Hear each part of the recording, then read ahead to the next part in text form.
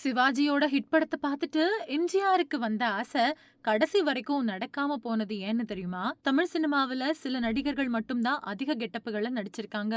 எம்ஜிஆர் அதிகபட்சம் இரட்டை வேஷங்கள்ல நடிச்சிருப்பாரு. சிவாஜியோ தெய்வமகன் படத்துல 3 கெட்டப்லயும், நவராத்திரி படத்துல 9 வேஷத்திலயும் நடிச்சிருந்தாரு. இது போக பல திரைப்படங்கள்ல இரட்டை வேடங்கள்ல நடிச்சு அசத்தியிருந்தாரு. தெய்வமகன் படத்துல ஒருத்தர் எதுவுமே தெரியாத பணக்கார இளைஞர், இன்னொருத்தர் அசிங்கமான முகத்தோற்றத்தை கொண்ட முரட்டு வாலிபன், இன்னொருத்தர் இவங்க 2 பேருக்கும் அப்பா அப்படின்னு அசத்தி இருப்பாரு. அதுவும் ஒரு காட்சியில 3 பேரும் சேர்ந்து வரது மாதிரியும் காட்சிகள் இருக்கும். அந்த 3 வேஷத்திலயுமே தனித்தனியா அசத்தி இருப்பாரு சிவாஜி. இப்படி 19 படங்கள்ல இரட்டை வேஷங்கள்ல நடிச்சு ரசிகர்களை கவர்ந்தவர் தான் நடிகர் திலகம் சிவாஜி கணேசன்.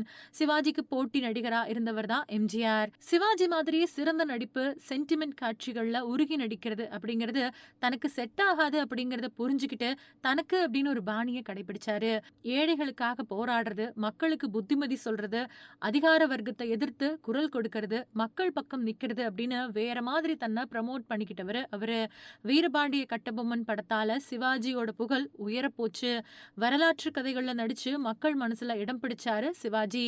இது எம்ஜிஆரை யோசிக்க வச்சுது. அதனால தானும் அந்த மாதிரி ஒரு வரலாற்று கதையில நடிக்க ஆசைப்பட்டாரு. உடனே கண்ணதாசனை கூப்பிட்டு தன்னோட ஆசைய சொன்னாரு. அவருக்கு ஊமைத்துறை அப்படிங்கிற கதாபாத்திரத்தை வச்சு ஒரு கதை சொன்னாரு கண்ணதாசன். எம்ஜிஆருக்கு அது ரொம்பவுமே பிடிச்சு போச்சு. ஊமையன் கோட்டை அப்படின்னு தலைப்பு வைக்கப்பட்டு நாளிதழ்ல விளம்பரமும் வெளியாச்சு. மக்கள் கிட்ட பெருசா பேசப்பட்டுச்சு. ஆனா துரதிருஷ்டவசமா இந்த படம் கைவிடப்பட்டுச்சு. இப்படி எம்ஜிஆரோட பல திரைப்படங்கள் அறிவிப்பு வெளியாகி அதுக்கப்புறமா நின்னு போச்சு அப்படிங்கறதும் குறிப்பிடத்தக்கது. ஆனா அதே சமயத்துல இப்பெல்லாம் கோடிகள்ல வசூல் அப்படிங்கிறது ரொம்பவுமே சாதாரணமான விஷயமா மாறிப்போச்சு. ஜெயிலர் படம் 500 கோடி, பாகுபலி 2 படம் 1000 கோடி, லியோ படம் 400 கோடி அப்படின்னு வசூல் அப்படின்னு சொல்றாங்க.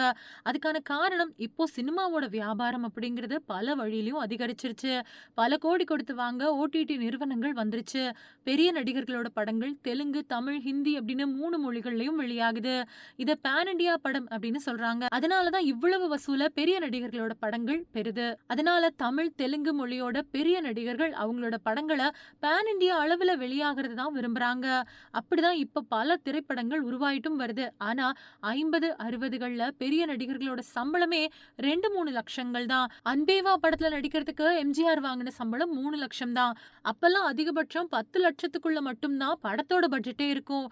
குறைவான பட்ஜெட், அதிகமான லாபம் அப்படிங்கறதா அப்போ சினிமாவில் இருந்துச்சு. எம்ஜிஆர் பல படங்கள்ல நடிச்சு சம்பாதிச்ச மொத்த பணத்தையும் போட்டு எடுத்த படம் தான் நாடோடி மன்னன்.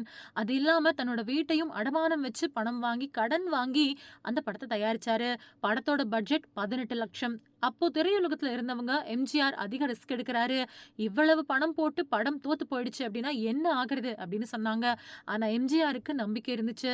1958வது வருஷம் வெளியான இந்த திரைப்படம் அவர் நினைச்சதை விட ரொம்ப பெரிய வெற்றியை பெற்று 1,10,00,000 ரூபாய் வரைக்கும் வசூல் பண்ணி சாதனை படைச்சது.